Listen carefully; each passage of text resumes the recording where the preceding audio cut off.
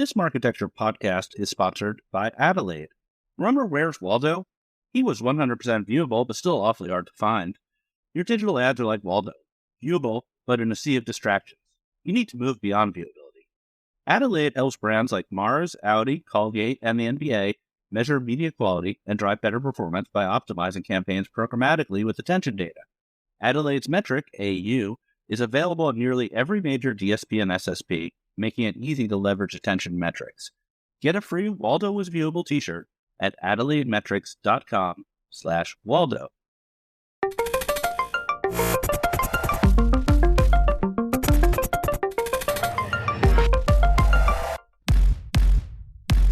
Welcome to the Marketecture Podcast. I'm Ari Paparo. I'm joined today by Eric Franchi and Chris Kane, the founder and CEO of Jounce. Chris, thanks for being here.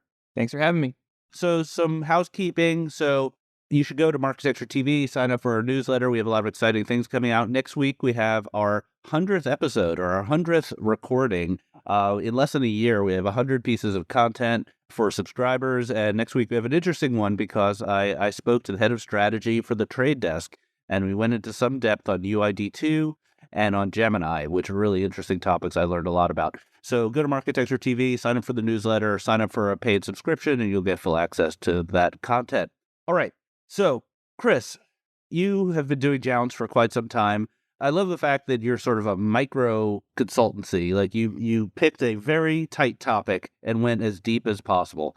So tell us about Jounce and what you do.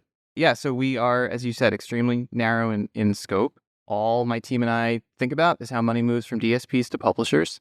We've built out a whole bunch of data systems, partly on the back of public data, partly on the back of private data sharing agreements with brands and agencies and DSPs, so that we can really build a data-driven perspective on the current state of the supply chain, track changes over time, and then, the main output of all of it is a research product. We publish monthly research along with webinars, dashboards, and so on, and ad tech companies, publishers, brands and agencies subscribe to that product to get plugged into what is actually happening in the supply chain at the moment, how supply path optimization initiatives are evolving, and why, so that those companies can kind of prepare for both industry trends that might be tailwinds and industry trends that might be headwinds. So what's an example of a piece of data that you publish that is actionable by one of those parties? Sure. Well, one of the metrics we've tracked for a long time is trying to put some math and some specificity around what's the size and sources of unproductive reselling in the bid stream. And the answer is it's big. About 40% of the bid stream is just sort of like unnecessary multi-hop reselling that buyers could transact through more directly.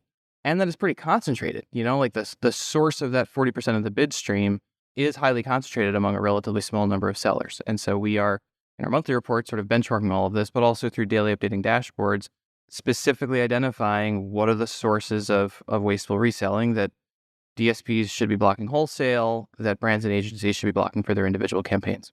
A DSP can blacklist sellers and thereby improve the ROI on their spend. Is that a proven output of what you do? Or is it just kind of logical? No, everything until the very last thing you said. It's what I've learned is that DSPs are not primarily motivated to drive the ROI of campaigns. DSPs are primarily motivated to expand their operating margins. And that is more the case today than it was 6 months ago as investor priorities have shifted. And so, costs are under attack at DSPs. And, setting aside the possibility of doing deep cuts on headcount, the next biggest cost that DSPs can go and attack is the cost of processing millions of bid requests per second. We can help DSPs identify, well, what are the giant pools of bid requests that are just unproductive that you can eliminate with, and therefore reduce your operating costs with no impact on your ability to reach, the entirety of the open internet. So you're helping them drive costs down, but one would expect, and maybe I'm wrong on this, that might affect top line as well, though, right? Because DSPs always want to show, strong top line, have top line growth from a number of perspectives, or am I not looking at this correctly? I think what you're suggesting, I was like, hey, if you turn off parts of the bid stream, don't you lose the ability to reach the entirety of the open internet? Yes. So firstly, I don't think that's true. But more importantly, there is only one DSP today that has the capacity to listen to the entire bid stream, and that's DV360. every other DSP operates at some sort of a QPS threshold. It might be 10 million QPS or 5 million QPS or 1 million QPS, but every DSP is working with some fixed capacity of how many auctions they can process per second. And so they're already not listening to the full bid stream. The exercise is, how do I make the portion of the bid stream that I have the capacity to listen to as productive as possible? And so what we're trying to help DSPs do is use their fixed capacity as effectively as possible. So one mystery to me is why those non-productive, duplicative QPS streams would ever win. If it's the exact same thing you get elsewhere, but with a higher take rate, it should be at a systematic disadvantage and should never win. Why do these duplicative streams win? Well, I think if there's anybody in the industry who can tell me I'm wrong, it's you. So tell me if I'm wrong. But I think DSPs get way too much credit for how smart their bidding logic is. Yeah. I think there's a lot of randomness in the way that DSP campaigns operate. And by issuing lots of duplicate bid requests for the single impression, sometimes through ludicrously inefficient multi-hop reselling supply chains, publishers and the ad tech companies that monetize inventory for those publishers exploit the randomness of DSPs and can harvest a whole range of basically random bid prices from a DSP, making it more likely that one of those responses is a high gross bid, which even after a bunch of inflated supply chain fees works out to be a high net bid to the publisher. Yeah, let's talk about this more because this is kind of fascinating. I had heard a story once that when a major DSP, who I won't name, first announced its SPO initiatives, their bid rate started going down on some SSPs, and one of the SSPs just duplicated all their QPS. They just made 2 requests for every 1 request they actually had, and it increased the rate of winning. Is that the sort of shenanigans that you see happening? That's a trick that I think is sort of coming back to life in the connected TV environment at the moment. And I'm not sure why publishers are getting away with it. But yeah, I mean, there's stuff from like 2017 where DSPs were like, requiring their exchange partners to publicly attest to not issuing duplicate requests for a single impression because it was such an easy trick that exploited volume bias and harvested demand from DSPs. But like the problem, I think, as an industry is like we keep combating tactics. And so it's sort of like, yeah, I squash one tactic like, multi-bid requests, duplicating requests. But then the sell side invents other ways to achieve auction duplication. They work with 25 SSPs. They integrate each SSP through pre-bid, NTAM, and open bidding. There's a variety of ways that publishers and their ad tech partners can continue to exploit this tendency of DSPs to sort of bid more often when publishers issue duplicate auctions. And I just don't think DSPs are going to win this sort of like cat and mouse game of trying to squash specific tactics. Yeah, so we're going to talk about your recent report. You just published the State of the Open Internet report, but I just want to bring out one data point, which was, as of early 2023, the average RTB-enabled publisher had direct partnerships with 25.3 monetization platforms. That seems like a large number. It's the outrageous number. You almost run out of SSPs. To confirm, Chris, that's 25 SSPs, or is that their just whole ad tech stack? It's 25 distinct monetization companies that write checks to the publisher. Does this include identity? Does this include... Nope. It's companies who sell ads and pay the publisher for those ads, pay the publisher directly. So one of the things that comes up a lot is that these are not all necessarily broad SSPs. Like a company that has a value-added ad unit, let's say like a Teads that does an outstream, Taboola or Outbrain. Or Taboola or an Outbrain, they would be included in that 25 number. Is that correct? That is correct. So how do you think about that? Is there like is there like a generic SSP and then a specialist SSP, and then publishers should be kind of pitting those against each other to reduce the number? Or publishers not even care? I guess 2 thoughts on that. First, which maybe we come back to later, that insane number is a perfectly rational response to the way that DSPs operate.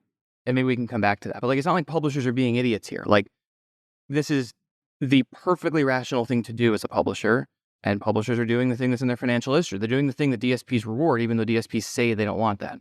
And second, maybe to the question you actually asked, I think this concept of, special unit vendors versus sort of like omni-channel exchanges is a false one and becoming kind of irrelevant, because it is very, very hard to name a company that truly only sells its special ad product. Right. All the companies you just named don't just sell their ad product. They also are working their way to be header bidding partners to sell banner ads, And so the companies that historically were these sort of like special unit vendors and are still sort of perceived in market as being the special unit vendors are very much attempting to compete for commodity inventory as well in order to drive up even more auction duplication to harvest even more of the DSP randomness. Yeah, I think at Beeswax, when we did a sellers.json analysis, the number one seller was Outbrain, and like number two was Taboola, because they were selling their own units plus RTB units on virtually every publisher they've worked with. Yeah, a little bit of an aside here, but there's advertiser perceptions. They do this survey every year of like who are the most popular SSPs and how many SSPs publishers work with, and it's an extremely insightful report because it demonstrates how disconnected the market-facing teams at publishers are from the actual operations of their inventory. Like, nobody thinks about Taboola or Outbrain or Teads or Canatics when they talk about, their, at like kind of air quotes, their SSP. They think about the SSP that runs their private marketplaces. But the reality on the buy side of the market is what buyers actually see is an unbelievable range of duplicate requests from dozens of vendors for every website, every mobile app, and every CTV app. I think there's this giant disconnect between the way publishers think they present their inventory to buyers and what buyers actually see in the bid stream. Yeah, when the SSPs first came out, when Rubicon Project put out their manifesto and all that fun stuff, there was a general perception that was wrong that the SSP market was going to shape up like the publisher ad server market, where publishers would have one, maybe two preferred SSPs, and it would be a really great enterprise business and maybe even a better enterprise business than the ad server business because it got a higher take rate. And that actually turned out to be totally false. Because publishers found that they could incrementally add SSPs, and every time they added another one, their yield would go up by a couple cents here and there. And there was really no reason other than private deals to have a preferred SSP. So firstly, that is like so starkly different from the buy side of the market. It is. Find me a buyer who works with 30 DSPs. That's totally counter to the incentives of buyers. Like, the whole point of programmatic buying is to concentrate your investment through one, maybe two or three DSPs. Like that's the whole value prop. That's why you're doing programmatic buying. You're trying to unify your buying. Publishers have exactly the opposite incentive. Yeah. So what's the answer, Chris, on the publisher side, on the sell side? How would you design this for, both sort of maximum efficiency and maximum revenue? Because I think that these companies like an Outbrain and a Taboola and a Teads and so on and so forth, with their flagship products, they do drive substantial revenue for publishers.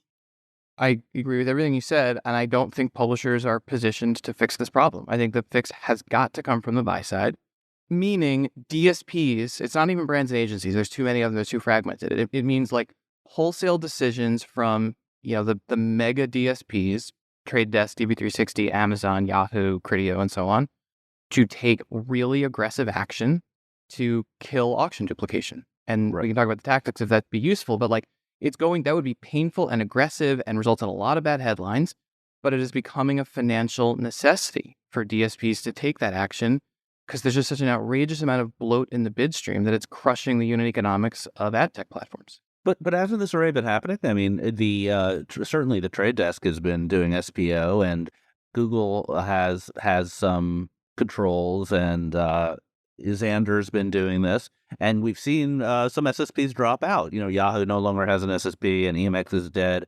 Is it happening the way you think it should be happening? Maybe it's starting, but I think we all have a tendency to sort of like overestimate how representative the Trade Desk is of the industry. The Trade Desk is only $10 billion of buying power in an $85 billion market. I think they have done a, not perfect, but a very effective job like writing the playbook for like what a thoughtful SPO strategy looks like and how DSPs can contain their costs and maintain full access to supply. But every other DSP is very, very, very far behind where the Trade Desk is. Right. And, I have so many things I want to talk to you about, but like one thing that's interesting, I just want to get your hot take on the Trade Desk turning off open bidding, because Google's open bidding, in a sense, was another way in which the bid stream was being duplicated. Now, Google would argue it's a more efficient path, but to counter Google's argument, the Trade Desk basically said to shove it, and they've turned off on all open bidding. Was that a good idea for the trade desk or a bad idea? That was a very good idea, but I want to sort of parse my words there a little bit. Okay. The actual objection to Google open bidding, or at least my objection to Google bidding, has very little to do with the fact that there's like an extra fee or whatever. It's that there is no publisher. This isn't literally true, but there are maybe 3 publishers on the planet out of, tens of thousands who choose open bidding instead of pre-bid and instead of Amazon TAM. It's that they use open bidding and TAM and pre-bid, and they integrate each exchange through all 3 points to exploit volume bias. And so the problem to be solved is auction duplication. And one way to solve auction duplication is to say, like, can each exchange please send me just a single bid request for each impression? I can deal with duplicate auctions, right? Like if Index wants to send me one request and PubMatic wants to send me one request and Magnite wants to send me one request, like that's not ideal, but I'll tolerate that. But if each of them sends 3 requests, no, I won't tolerate that. And so now it's sort of like, okay, well, how do I pick the right integration point? And frankly, it's a little arbitrary if you were to choose TAM versus pre-bid versus Google open bidding, but for a variety of reasons, both financial and strategic, it makes a lot of sense to turn off the open bidding connection. Right, but isn't open bidding a lot more efficient? Because open bidding, for those of you who aren't deep in this, open bidding is Google's server-side bidding protocol that comes from its ad server GAM. And one of the big advantages to open bidding is that it takes place after reserved buys, so buys that have been reserved by the sales force. And as a result, the win rate is much, much higher because they don't waste QPS on things where the open auction has no chance of winning. First of all, is that characterization accurate? Because you're more deep in this than I am. And secondly, why is that wrong that open bidding would be more efficient and therefore should be kept as a channel? I think there is a very nuanced argument there, and I'm familiar with the other side of it, but Ari, I land in the same place you do. I think Google open bidding enables DSPs to achieve superior inventory access or more efficient inventory access in spite of its added take rate, which is counterintuitive. And maybe we litigate that somewhere else. But I think what's not in dispute is it is much, much, much more QPS efficient than pre-bid connections and TAM connections for 2 reasons. One, it doesn't run an auction for impressions that are already consumed by a sponsorship, which TAM and pre-bid don't know how to do. And 2, as I think you just said, it issues a very good bid price guide. It's a very smart floor so that the DSP doesn't waste cycles or sending back a bid that is essentially guaranteed to lose. That's probably the strongest counter argument to why you would choose to turn off open bidding. You might choose to turn on open bidding. So my take on the trade desk turning off open bidding was that it was more based on strategic rivalry than economics. Yeah, I think that's right. Okay. Well, the trade desk is big enough. They have a right to kind of take on Google more directly, even if it's not entirely rational. We talked about TAM. You mentioned TAM a couple of times. So TAM is the brand name for Amazon's sort of meta exchange where they pass through bid requests. It's not an exchange. It's a sort of a wrapper. Why would anyone buy through TAM? TAM seems totally duplicative with no value add, and Amazon charges a fee for it. Like, what's the point? I think you could make a variety of arguments about some benefits to the publisher of choosing TAM over pre-bid because it moves a lot of things server side. I more or less subscribe to your logic that, like, hey, if I'm choosing as a DSP between a TAM integration and a pre-bid integration, probably lean toward choosing the pre-bid integration. But I think a really important point that sometimes gets lost, because how would you know the details unless you're in the minutiae like I am, DSPs can't tell the difference. To a DSP, there is no signal there is a clear signal to distinguish an open bidding integration from a not open bidding integration. There is not a clear signal to separate a TAM integration from a pre-bid integration, from a tag in a waterfall, from anything else that is financially direct to the publisher. Right. The only way you could tell is if you ask, or if or there's a different seller ID, right? Not always. Many exchanges will share the same seller ID between a pre-bid connection and a TAM connection. All right, I want to go through your report. So you publish a State of the Open Internet report. This comes out quarterly? That's a once a year. So we write 13 reports a year, a monthly report plus this one annual report. And so this is the annual report. So let's go through the key findings. First finding, demand concentration. More than 60% of open internet ad spend will be controlled by just 3 companies, Google, Amazon, and the Trade Desk. This is just the natural direction of change on the buy side of the market because buyers are incentivized to concentrate their spend. And I think that the corollary that sort of falls out of it is, well, the other 40% is also on a path toward being concentrated. And so, you've got a few dozen DSPs that make up the other 40%. Some of them will be winners, some of them will be not, but the buy side is already concentrated and is going to continue to be more and more concentrated because that's what is rational for buyers. And then what that means is you get a handful of companies who are sort of like ultra powerful aggregators of demand. How do you know that it's open internet ad spend 60%? That's a long answer. We sort of here's the short of it. We rely on a bunch of third parties who track overall market size, and we come up with what we think the total size of the open internet is, and then we bottoms up our way into it by knowing what the Trade Desk's spend is and knowing what Google's spend is, and then we get a good read of their concentration and sort of like the leftover share of spend that goes to all of the other fragmented buy-side platforms. Chris, how has the share shift between those big companies evolved over the course of the past few years? The relative size of, obviously Amazon was, has exploded. And so, they've grown faster than the other two that we were just talking about. But the interesting thing here has less to do with sort of the relative size of the Trade Desk versus Amazon versus Google Ads and DV360, and more to do with their combined share of open auction demand. Those three companies together in 2017, I forget the exact number, were like 20 or 25% of open internet spend. This year, they'll be 60%. And so like the real story is publishers see more and more concentration of demand, like radically more concentration of demand today than they did 5 years ago. And that's how the Trade Desk is able to roll out something like OpenView, because when they're open path, sorry.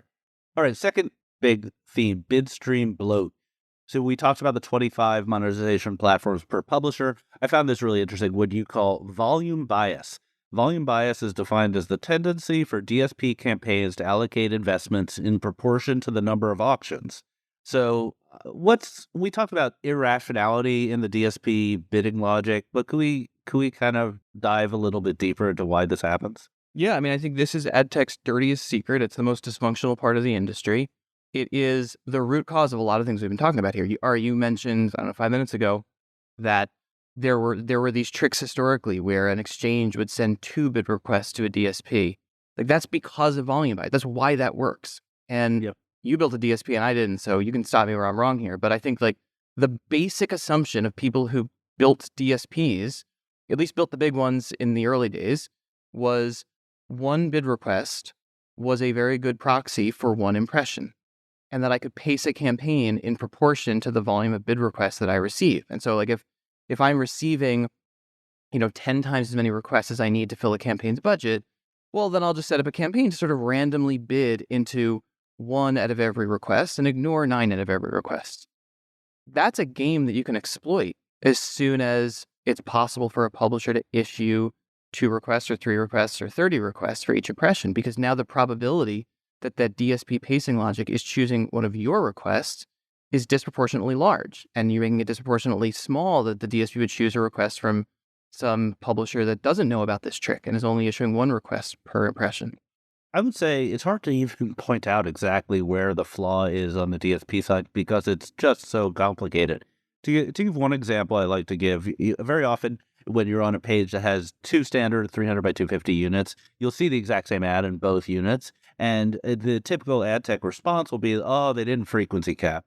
But the counter argument is that those 2 ad requests were simultaneous, and there is no technical way you could ever frequency cap simultaneously across, say, 10 requests for each ad slot in real time. There's just no way, because you would never find out that you won one of those auctions before you bid on the other one of those auctions. It's what's called a race condition.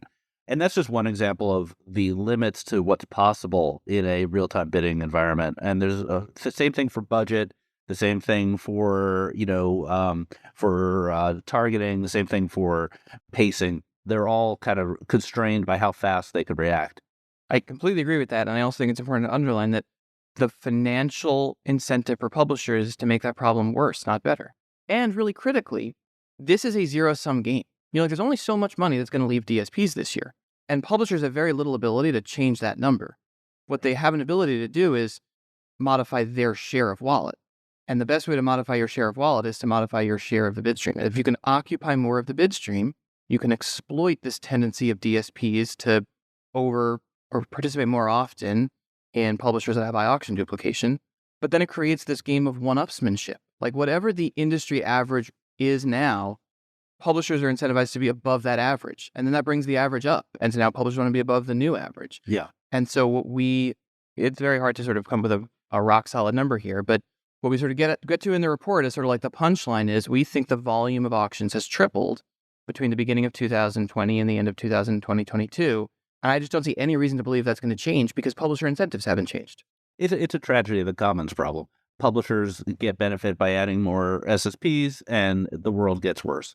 Right. And Eric, I think you were kind of getting into this before. Like the collectively rational thing to do is the opposite of it. The publishers would make more money as a group if they each partnered with a single, very high efficiency, low fee SSP. And the SSPs would be happy to sign up for that if that meant they had exclusive right of sale for a certain publisher. But the individually rational choice for each publisher is exactly the opposite of that.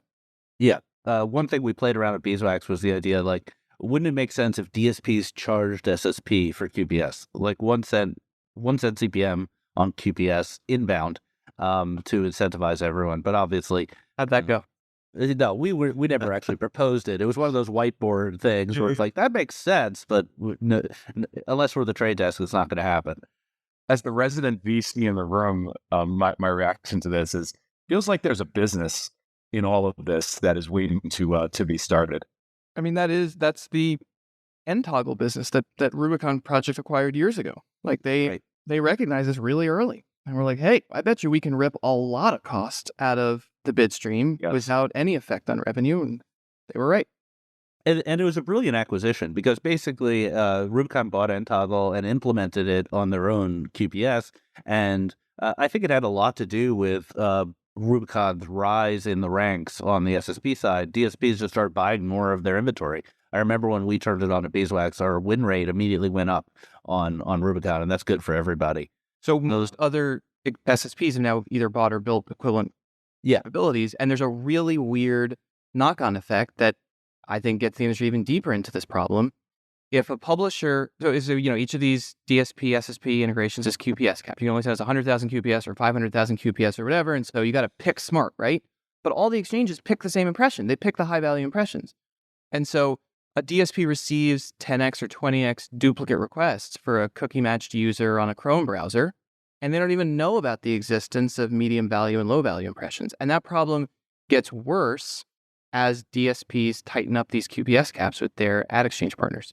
This is a good segue into OpenPath, which I feel like it was sort of obligatory. We've talked about OpenPath maybe 3 of the last 4 podcasts, but since you're an expert in this area, it seems obligatory to talk about it. Is OpenPath the future where the trade desk is sort of cutting the Gordian knot and saying, hey, SSPs, all this nonsense you're doing, we're just going to route around it. We're going to have our own path, and we're just going to ignore all your duplication. Things like OpenPath are the future, but I don't think I end in the same place that you did. Okay. And I think that's this is like the most important, just like business reality of the current open internet and probably the next several years. For a variety of reasons, every ad tech platform is going to have to evolve into a two-sided marketplace, which is what OpenPath is. Trade Desk has direct connections with buyers, obviously, and now has direct connections with publishers and can operate an end-to-end supply chain. Every ad tech company is going to have to move in that direction, which makes every ad tech company competitors with every other ad tech company and kind of collapses this historical notion of buy-side ad tech versus sell-side ad tech. However, all of these companies are going to have to remain interoperable with each other. There's no company better positioned to be like a complete end-to-end platform, two-sided marketplace than Google. And yet, both Google Ads and DV360 continue to bid into third-party exchange auctions. Every DSP is going to have to do that. Every SSP is going to have to do that. And so it's this really weird state of the industry, which I don't think is a transition period. I think might be the long run. Each of these ad tech companies is competitors with every other ad tech company, but also needs to maintain interoperability with every other ad tech company. So if that's true, why did Yahoo shut its SSP? I'm speculating here, but I think it gets back to I guess we didn't really get into the details here. Like this volume, that bidstream bloat thing does really, really bad things to the unit economics of ad tech companies, particularly on the sell side of the market. And my suspicion is that the guys at Apollo weren't going to tolerate these horrendous unit economics of a of an exchange and recognize that, like, hey, we've got an amazing asset here.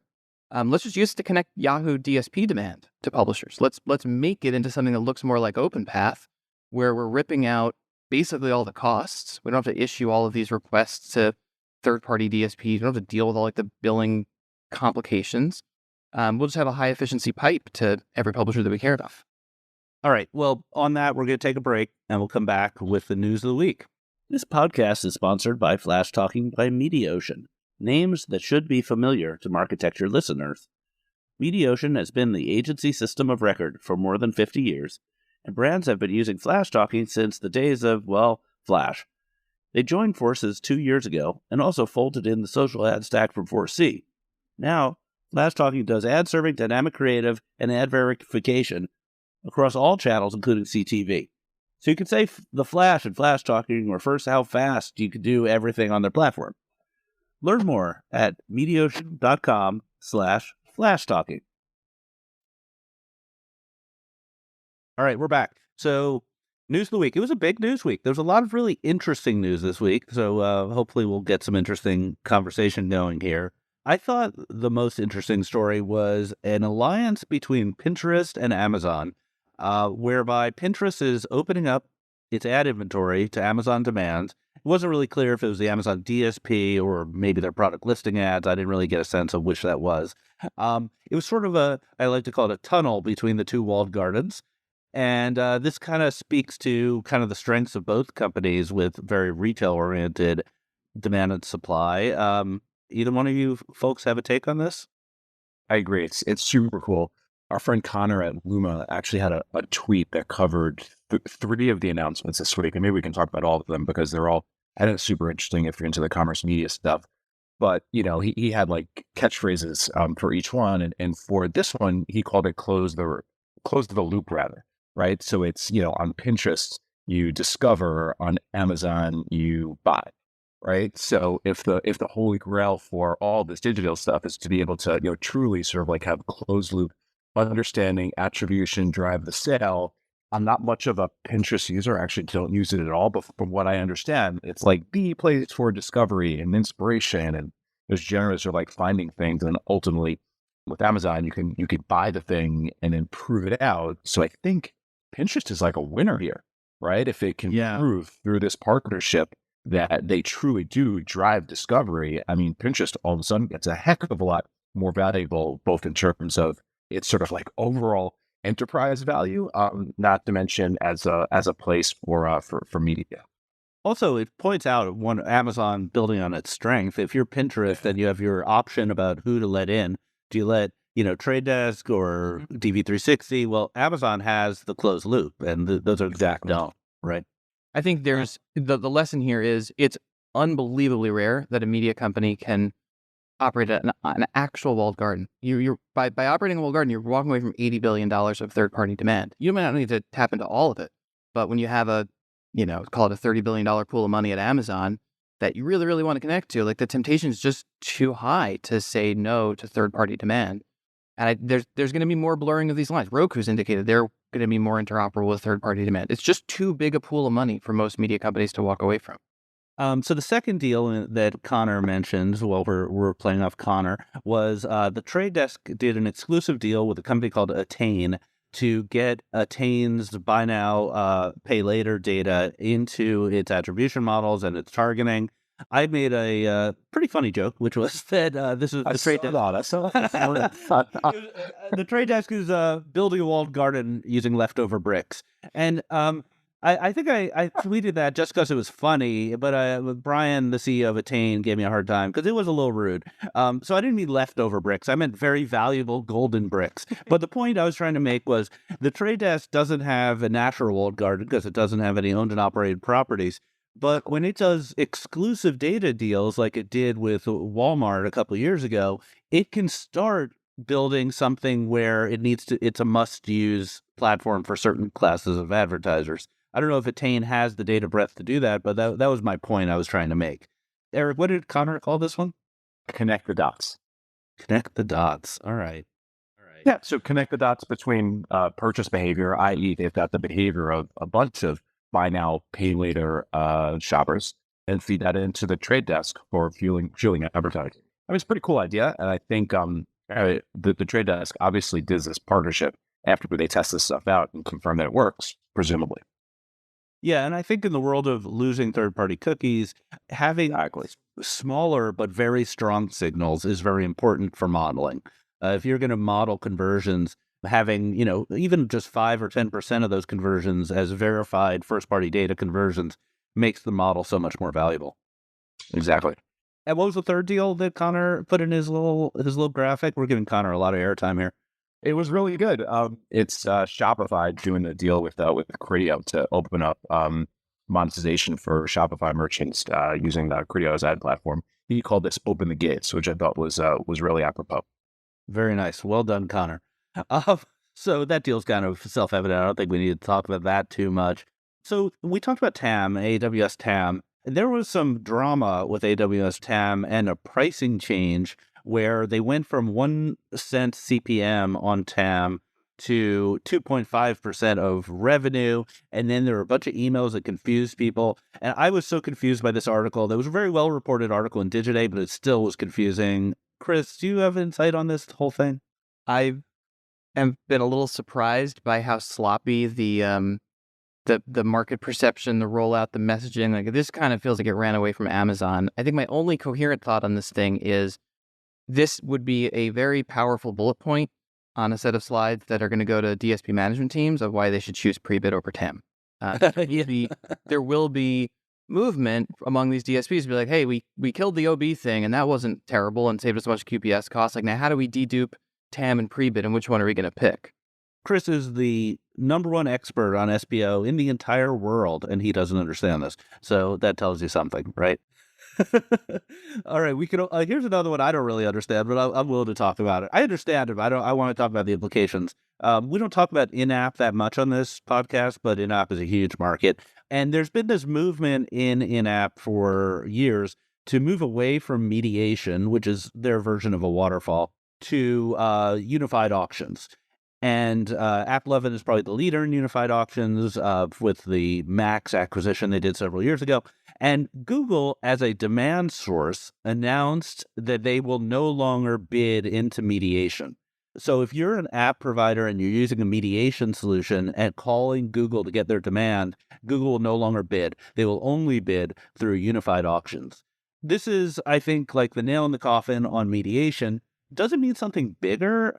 Does it mean that AppLovin has won, or that Google is throwing in the towel on certain parts of the in-app ecosystem, or do we have no idea? Can I take the first bite at this one? Yeah, go for it. So either I don't understand this, or it's not getting nearly enough attention.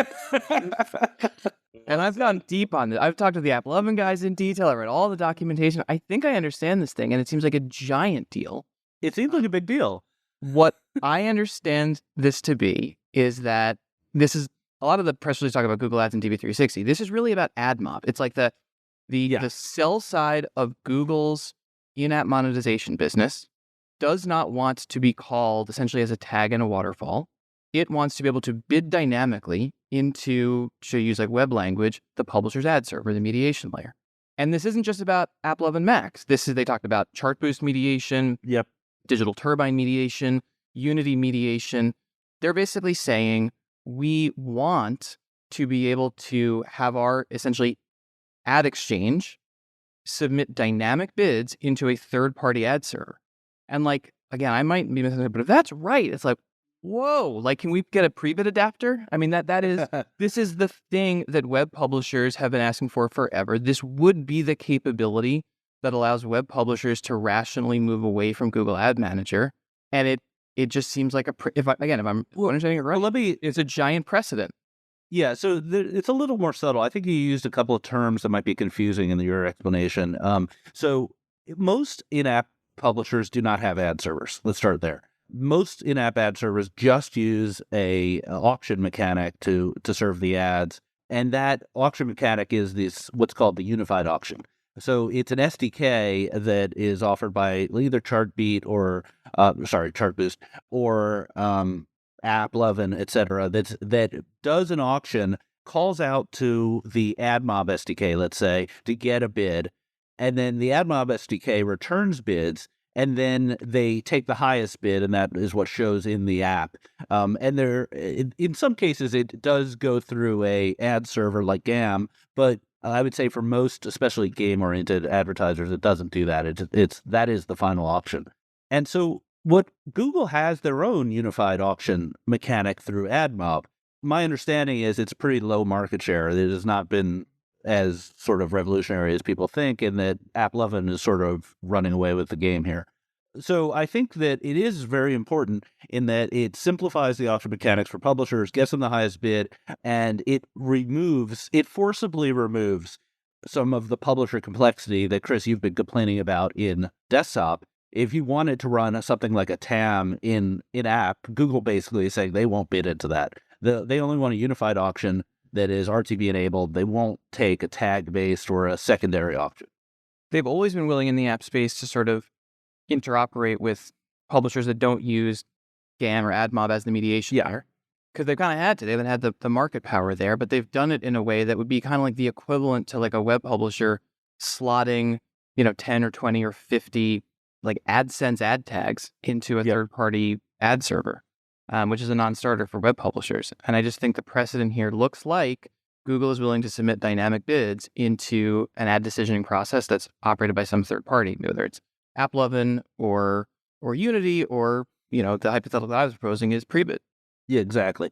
The one other little note, which is fun, is if you have followed me for some time, you know how much fun I like to have at Google's expense about their naming conventions. Well, it turns out that the SDK that you put in your app, if you want Google Demand, is both called the AdMob SDK and the GAM SDK. They're exactly the same. They just call them both things. It has two names, whereas Google AdX doesn't have a name at all. The Google SDK has two names. Last thing, we usually don't talk about stock prices that much, but I think this is worth talking about. So Double Verify, which has been a pretty successful public stock, I think last time I checked was the valuation in the billions. They got assaulted by a short seller that came out and made a lot of claims about them. So the short seller was Spruce Point Capital, and Spruce Point made I would say they sort of tried to drag Double Verify through the mud. They didn't have really any substantial issues with the business or the accounting as a short seller usually does. Instead, they made various claims about Mark Zagorski, who, by the way, did an excellent interview on Marketecture TV. You should listen to it, saying that he was a terrible executive, that his last company, Telaria, was a giant failure. They talked about the infamous trash chute incident, which we're not allowed to talk about for legal reasons. And then they talked about how they had this great chart where they tracked which offices internationally Double Verify had closed. So they put a chart together about comparing 2020 versus 2023, which international offices Double Verify claimed to have with their addresses, which was, in my opinion, one of the weakest of weak sauce you could possibly imagine about where a company might not be doing well, given how many people have closed offices since the COVID in 2020. Okay, I've talked for a while. Did either of you have a chance to look at this? Do you have any thoughts on it? I didn't look at the report from the short seller. I read their blurb, and I didn't submit my email to receive the report. I might do it later.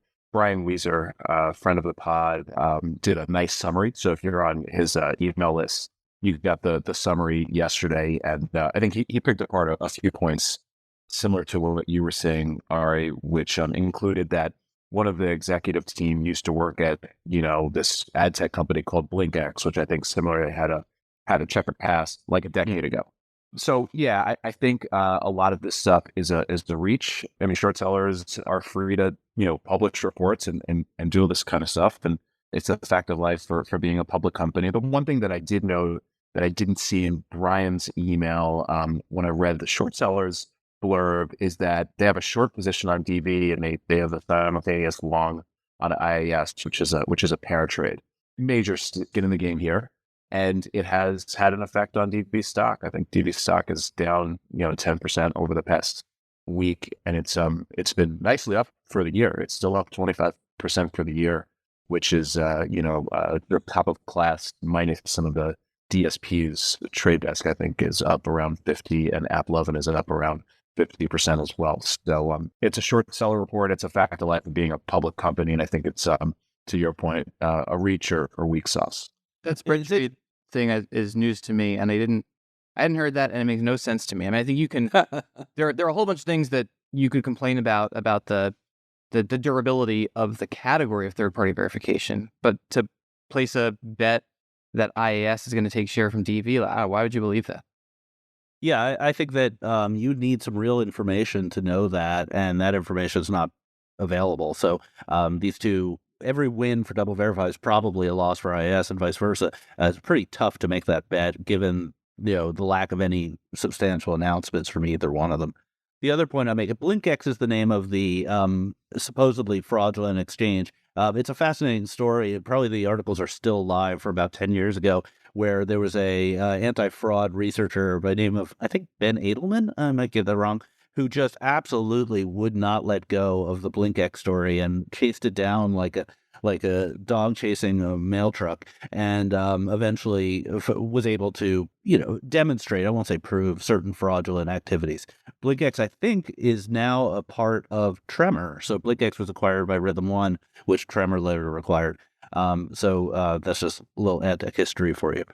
With that, let's call this pod. This was a really awesome conversation. We went a little longer than usual. Chris, Kane, incredible insights about SPO and Jounce Media. You should check out the annual report that he's published. Eric, thanks for being here. So Eric and Chris, thank you both. Thank you. Make sure to go to Marketecture TV. We have the 100th episode coming out next week with the Trade Desk talking about Gemini and UID2. And everyone have a good week. Thanks, everybody. Thank you for subscribing to Marketecture. New interviews are added every week at marketecture.tv and your favorite podcasting app.